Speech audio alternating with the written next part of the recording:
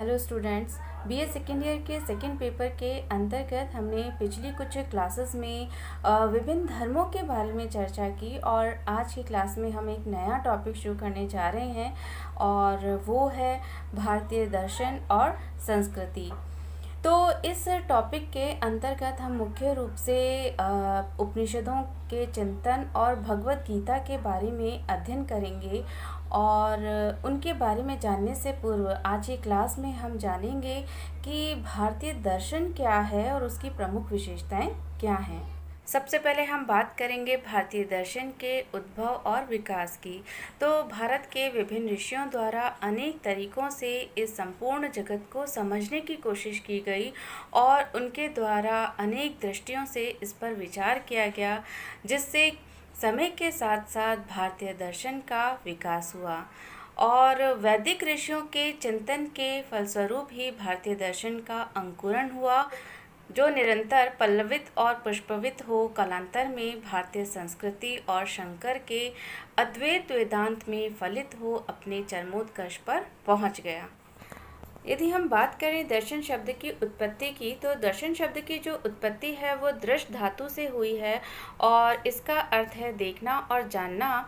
और भारतीय दर्शन में दर्शन की व्याख्या दो प्रकार से हुई है, दृश्यते अनेन इति दर्शनम अर्थात जिसके द्वारा देखा जाए, और दृश्यते इति दर्शनम अर्थात जो देखा जाए या समझा जाए वही दर्शन है और इसके आधार पर प्रामाणिक विषय का ज्ञान ही दर्शन कहा जा सकता है। और इसके अनुसार दर्शन शास्त्र में उसी साक्षात्कार की कल्पना की जाती है जिसकी तार्किक विवेचना संभव हो सके। प्राचीन हिंदू और अहिंदू, आस्तिक और नास्तिक जितने भी संप्रदाय हैं, सभी के दार्शनिक विचारों को भारतीय दर्शन कहा जाता है। केवल हिंदू दर्शन ही भारतीय दर्शन में शामिल नहीं है और भारतीय दर्शन मूलतः ईश्वर, आत्मा इत्यादि आध्यात्मिक शक्तियों के आस्था तथा विश्वास के ऊपर ही विचार या चिंतन करता है। भारतीय दर्शन को दो भागों में विभक्त किया जाता है, आस्तिक दर्शन और नास्तिक दर्शन। और आस्तिक दर्शन के अंतर्गत मुख्य रूप से 6 दर्शनों को शामिल किया गया है, जिन्हें षड दर्शन भी कहा जाता है। और ये हैं न्याय, वैशेषिक, सांख्य, योग, मीमांसा और वेदांत। और नास्तिक दर्शन के अंतर्गत मुख्यतः चार्वाक, बौद्ध और जैन दर्शनों को शामिल किया गया है। सर्वप्रथम हम बात करते हैं आस्तिक दर्शन की। तो वह दर्शन जो कि ईश्वर में पूर्ण विश्वास करता है और वेदों की प्रामाणिकता को स्वीकार करता है, वह दर्शन आस्तिक दर्शन कहलाता है। और इसके अंतर्गत मुख्यतः सांख्य, योग, न्याय, वैशेषिक, मीमांसा, वेदांत आते हैं।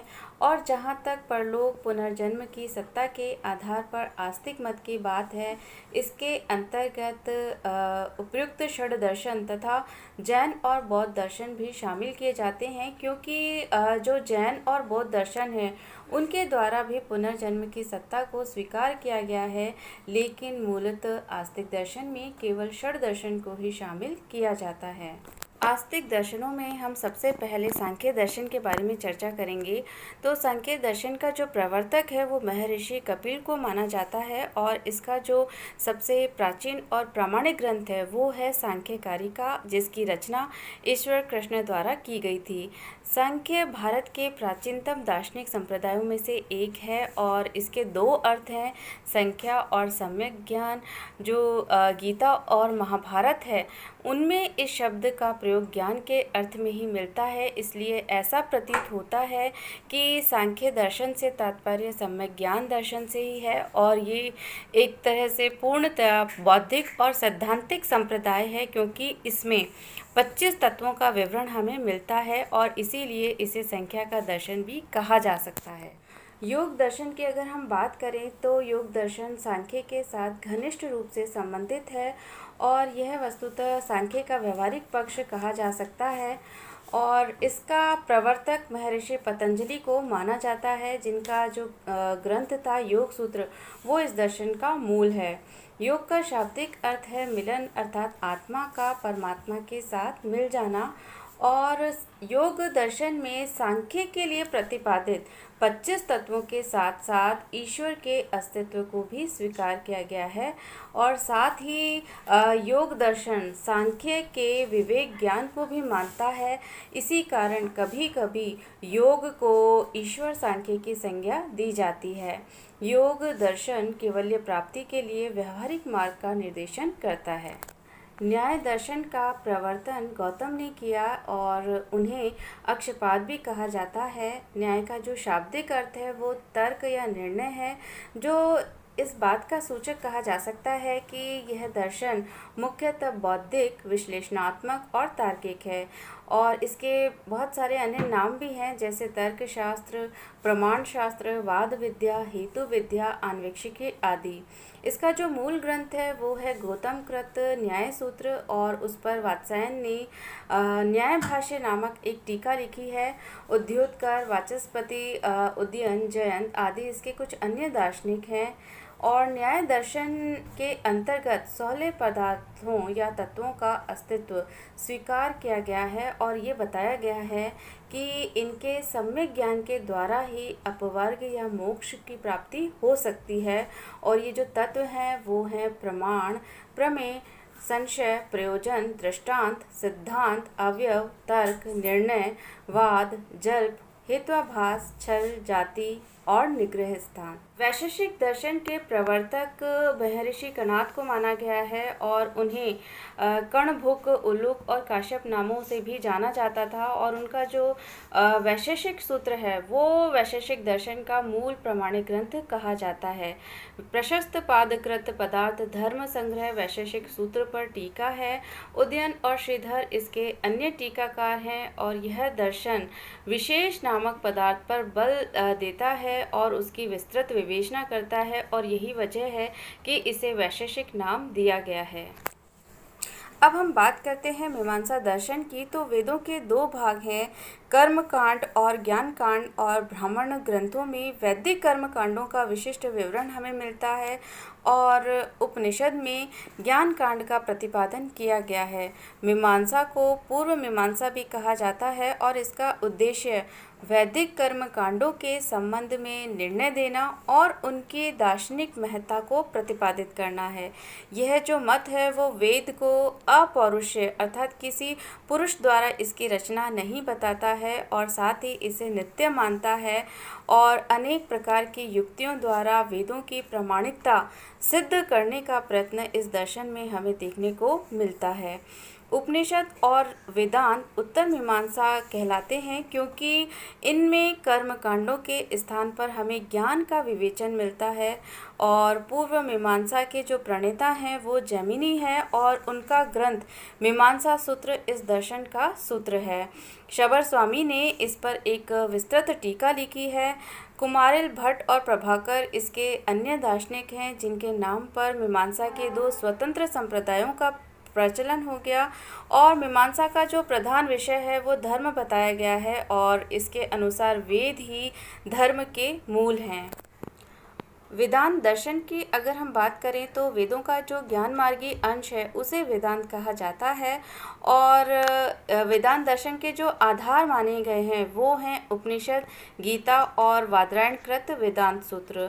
और इनके आधार पर ही वेदांत की भिन्न भिन्न अनेक शाखाओं का विकास हुआ। और सामान्य रूप से इसकी जो शाखाएं मानी गई हैं वो दो शाखाएं मानी गई हैं। उनमें से पहली है अद्वैत वेदांत। इसमें ब्रह्म का विवेचन निर्गुण रूप में किया गया है, और इसके जो प्रमुख दार्शनिक हैं वो हैं शंकराचार्य। उसकी जो दूसरी शाखा है वो है द्वैतवाद। इसमें ब्रह्म को सगुण ईश्वर के रूप में विवृत किया गया है, और इसके जो प्रमुख दार्शनिक हैं वो हैं रामानुज और मध्य, जिनके मत क्रमशः विशिष्टाद्वैत और द्वैत कहे जाते हैं। नास्तिक दर्शन की अगर हम बात करें तो चार्वाक, जैन और बौद्ध दर्शनों की गणना नास्तिक दर्शन के अंतर्गत की जाती है, क्योंकि ये जगत के निर्माता के रूप में ईश्वर को अस्वीकार करते हैं, और साथ ही ये वेदों की प्रामाणिकता का खंडन करते हैं। चार्वाक नास्तिक दर्शनों में से एक प्रमुख दर्शन है और यह भारतीय दर्शन में जड़वादी या भौतिकवादी दर्शन के रूप में विख्यात है। यह जड़ तत्व को मूल तत्व अर्थात भौतिक तत्व मानने वाला सिद्धांत है और चार्वाक दर्शन केवल जड़ को मूल तत्व मानने के कारण जगत के निर्माता के रूप में ईश्वर को नहीं मानता और ना ही आध्यात्मिक मूल्यों के रक्षक के रूप में ईश्वर को आवश्यक मानता है और साथ ही साथ ये वेदों की प्रामाणिकता और परलोक में भी अविश्वास करता है और यही कारण है कि यह पूर्ण रूप से नास्तिक दर्शन कहा जाता है। वैसे तो चार्वाक दर्शन के प्रणेता और उनके किसी शिष्य का कोई ग्रंथ हमें उपलब्ध नहीं है, लेकिन प्राचीन काल में इनके ग्रंथों की जानकारी अन्य दर्शनों से पता चलती है और इसका जो एकमात्र ग्रंथ है वो है तत्वपलोप सिंह और इसके रचनाकार आचार्य बृहस्पति थे और इन्हें चार्वाक दर्शन का संस्थापक भी कहा जाता है। जैन व बौद्ध दर्शनों की गणना भी नास्तिक दर्शन के अंतर्गत की जाती है, पर चूंकि पूर्व की क्लासेस में हम इनका अध्ययन कर चुके हैं, इसीलिए आज हम इसके बारे में चर्चा नहीं करेंगे। भारतीय दर्शन की विशेषताओं की अगर हम बात करें तो जो सबसे पहली विशेषता हमें नज़र आती है वो ये है कि भारतीय मत के अनुसार आध्यात्मिक असंतोष से ही ज्ञान की उत्पत्ति होती है, क्योंकि मनुष्य के दुखों का मूल कारण क्या है यही जानने के लिए भारत के समस्त दार्शनिक लालायित रहते हैं। दूसरी जो विशेषता हमें नज़र आती है वो है शाश्वत नैतिक व्यवस्था में विश्वास। भारत के सभी दर्शनों में नैतिक व्यवस्था के प्रति विश्वास तथा श्रद्धा का भाव हमें देखने को मिलता है और चार्वाक के अलावा जितने भी भारतीय दर्शन हैं, चाहे वो वैदिक हो या वैदिक, ईश्वरवादी या अनीश्वरवादी, सभी इस नैतिक व्यवस्था में विश्वास करते हैं और ऋग्वैदिक काल में इस व्यवस्था को ऋत कहा गया है। वैदिक काल के बाद मीमांसा में इसे अपूर्व कहा गया है। न्याय वैशेषिक में इसे अदृष्ट कहा गया है, क्योंकि यह दृष्टिगोचर नहीं होता और यही नैतिक व्यवस्था आगे चलकर कर्मवाद कहलाती है। इसके अनुसार किए गए कर्म का फल नष्ट नहीं होता और न किए गए कर्म का फल नहीं होता। कर्मों की अगर हम बात करें तो कर्म शब्द के दो अर्थ हैं। एक से कर्म के नियम का बोध होता है तथा दूसरा कर्म से एक शक्ति उत्पन्न होती है, उसका बोध होता है। कर्म भी तीन प्रकार के हैं। जैसे पहला कर्म है संचित कर्म। संचित कर्म उसे कहते हैं जो अतीत कर्मों से उत्पन्न होते हैं, किंतु जिसके फलों का मिलना अभी प्रारंभ नहीं होता है। दूसरे प्रकार के जो कर्म हैं वो है प्रारब्ध कर्म। ये भी पूर्व जन्म के ही कर्म हैं, लेकिन इनके फलों का मिलना इस जीवन में प्रारंभ हो चुका है और हमारा शरीर और धन संपत्ति इन्हीं कर्मों के परिणाम कहे जा सकते हैं। तीसरे प्रकार के जो कर्म हैं वो हैं संचयमान अथवा क्रियमाण कर्म। ये उन्हें कहते हैं जिनका संचय वर्तमान जीवन के कर्मों से होता है। भारतीय दर्शन के अंतर्गत बंधन का कारण अज्ञान या अविद्या को माना गया है और समस्त दार्शनिक संप्रदाय बंधन का कारण इसे ही मानते हैं और सभी मत तत्व ज्ञान से ही मुक्ति संभव बताते हैं, अर्थात अज्ञान या अविद्या के आवरण से शरीर बंधनग्रस्त होता है और इसी वजह से हमें दुखों की प्राप्ति होती है और इससे मुक्ति तभी मिल सकती है जब हमें तत्व ज्ञान प्राप्त हो और बार बार जन्म ग्रहण करना ही बंधन कहलाता है। तत्व ज्ञान को स्थायी और सफल बनाने के लिए दो तरह के अभ्यास की आवश्यकता बताई गई है। पहला है निधिध्यासन अर्थात स्वीकृत सिद्धांतों का अनवरत चिंतन करना और दूसरा है आत्मसंयम अर्थात अपनी इंद्रियों पर नियंत्रण या काबू रखना। भारतीय दर्शन पुनर्जन्म में भी आस्था रखता है और भारतीय दर्शन का जो कर्मफल का सिद्धांत है न केवल इस जीवन को वरन मृत्यु के बाद के जीवन को भी संवारने का संदेश देता है, क्योंकि इस सिद्धांत के अनुसार कर्मफल मृत्यु के साथ ही समाप्त नहीं हो जाते, बल्कि मृत्यु के बाद भी जीवात्मा के साथ ये लगे रहते हैं और अगले जन्म में जीव के सुख दुख का कारण बनते हैं। यह सिद्धांत एक प्रकार से अशुभ कर्म करने वालों को चेतावनी भी देता है कि वह अपने बुरे कर्मों से मृत्यु के बाद भी नहीं बचेगा और इस प्रकार भारतीय दर्शन में पुनर्जन्म की अपनी विशेष महत्ता है। भारतीय दर्शन बंधन से मुक्ति में न केवल सभी प्रकार के दुख, भय, संदेह आदि से मुक्ति की बात करता है, बल्कि साथ ही साथ उस आनंद की प्राप्ति की भी हमें आशा दिलाता है जो असीम है, अपरिमित है और नित्य है। उपनिषदों में ब्रह्म या ईश्वर को आनंद स्वरूप कहा गया है, जिसे जान लेने पर विद्वान किसी से भयभीत नहीं होता, अर्थात किसी से भी नहीं डरता। इसी प्रकार भारतीय दर्शन के अंतर्गत धर्म व दर्शन में समन्वय हमें नजर आता है, क्योंकि भारतीय दर्शन केवल बौद्धिक व्यायाम के लिए ही प्रस्तुत नहीं हुआ है, बल्कि इसका जो लक्ष्य है वो है मोक्ष प्राप्ति। धर्म का लक्ष्य भी मुक्ति की प्राप्ति है। अतः भारतीय दर्शन में हम धर्म और दर्शन में गहरा संबंध पाते हैं, क्योंकि यहाँ पर प्राय सभी धर्म दार्शनिक विचार रखते हैं। हिंदू धर्म वेद, उपनिषद, गीता आदि से अनुप्राणित है, और वहीं जैन धर्म और बौद्ध धर्म अपने धर्म ग्रंथों से ओतप्रोत हैं। भारतीय दर्शन के अंतर्गत प्रमाण शास्त्र और तर्क शास्त्र को भी महत्व दिया गया है।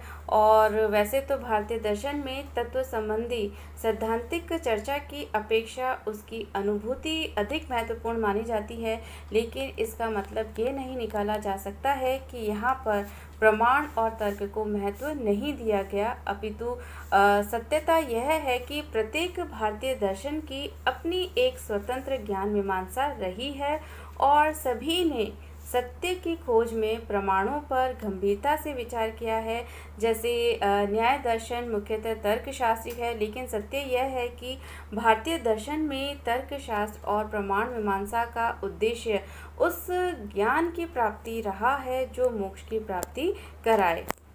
भारतीय दर्शन की उपयुक्त विशेषताओं के मद्देनज़र हम ये कह सकते हैं कि भारतीय दर्शन के जितने भी मत हैं, उन सभी मतों में एक मूलभूत एकता है और उनमें हमें समन्वय नज़र आता है।